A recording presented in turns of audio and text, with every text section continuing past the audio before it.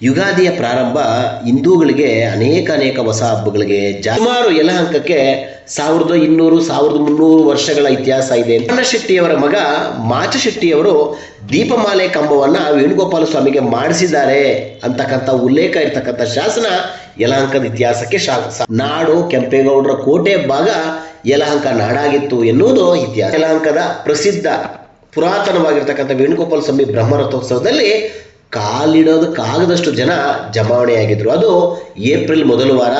ಜನಕ್ಕೆ ಅನುಕೂಲ ಆಗಲಿ ಅಂತೇಳಿ ಯಲಹಂಕದ ಪ್ರಮುಖ ಬೀದಿಗಳಲ್ಲಿ ಅನೇಕ ಕಡೆ ಜನ ಸ್ವಯಂ ಪ್ರೇರಿತರಾಗಿ ಪಾನಕ, ನೀರು ಮಜ್ಜಿಗೆ, ಕೋಸಂಬರಿ